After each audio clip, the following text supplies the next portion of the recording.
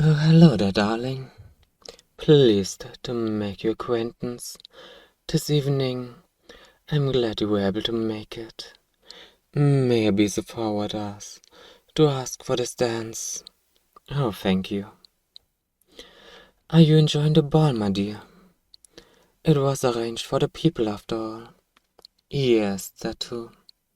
But predominantly it is for the people, to be merry and allow a break from the stresses of day-to-day life. And if I do say so myself, I believe it was put together quite nicely. You think it's naive to wish the people good fortune and happiness? Well, if that is the case, darling, then yes, I would say that I'm rather naive, for I for one would prefer to call it being optimistic. So tell me about yourself. If we should be dancing together, I would at least like the pleasure of knowing your name. I suppose you're right. That would be defeating the point of making this ball a masquerade. Still, I feel as though there was no purpose in my wearing a mask at all. Everyone in attendance already has seen my face enough times to be able to recognize me with or without a mask. Well, since I cannot know your name, would you permit me to call you something, darling? I feel as if I thought of the perfect alias for you. I think I should call you Scarlet. There's something about your presence that reminds me of that deep red. Perhaps it is the fire in your eyes, as if there's some goal just before you that you cannot quite reach, but you are so desperately trying to touch it. Determination, I think it's an honorable trait. So tell me about yourself. I feel like all my talking will take away from the attention I'm giving to you. So let's start with something simple. What sort of hobbies do you enjoy in your free time? Ah, is that so? You're quite well-rounded individual, aren't you? My dear Scarlett, I never would have considered to do some of those things for leisure. For I suppose it's difficult to think about leisurely activities when you have no time to partake in any. Especially not with tensions rising between us and Valteria.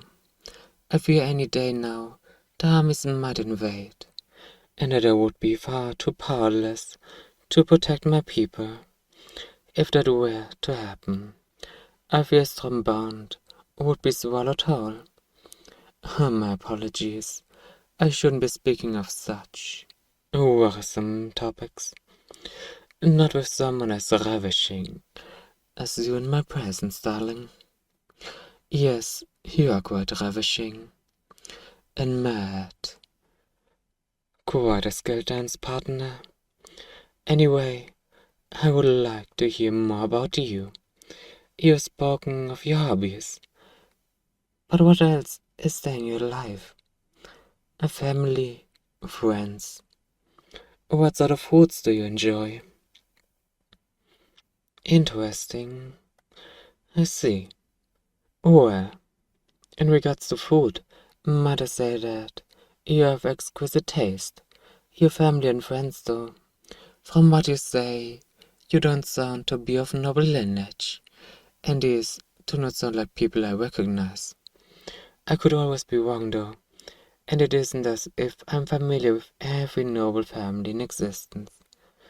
Do you hail from this kingdom? Or did you travel from afar? Oh, really? I would have never guessed, darling. Either way, I would like to thank you for taking the time to attend my humble masquerade this evening. Truly, I'm glad that I was given the opportunity to meet someone such as yourself. But it is humble, the nobility, and the common folk in one magnificent display of unity. It's all that I've ever dreamed of, greater than anything I could have imagined, in fact. But admittedly, it is getting very crowded on the dance floor, isn't it? I now have to organize this event, but I suppose I did not anticipate such a response. So, darling, would you allow me to escort you to the gardens? I assure you, the view would be quite gorgeous under the light of the full moon this evening. Maybe not as gorgeous as you, darling. Oh, lovely. Then we shall go. Here we are. Now the two of us are free to converse privately, and if you wish, we can continue our dance. You wish to continue? Truly delightful. I hope you don't think it too far out of me, but you look more lovely under the moonlight than you did in a ballroom. I did not think that possible. And look, the moon is almost at its highest in the sky. Doesn't it look rather marvelous, so high above our heads? The time? I suppose it's about 10 minutes to midnight. Why do you ask? Never mind. That was rude of me to ask you, so I apologize. It is none of my business, the reasoning. I'm sure you ask for a very good reason. Not as entirely as you expected of me. Oh, goodness, I've never heard someone speak so forwardly to me before. If I were any other member of the Stormbound royal family, I would suppose I would demand you had on a platter. But I don't bite, so no need to worry about that. Oh, darling, there you go again, with that wit of yours. It is quite charming, you know.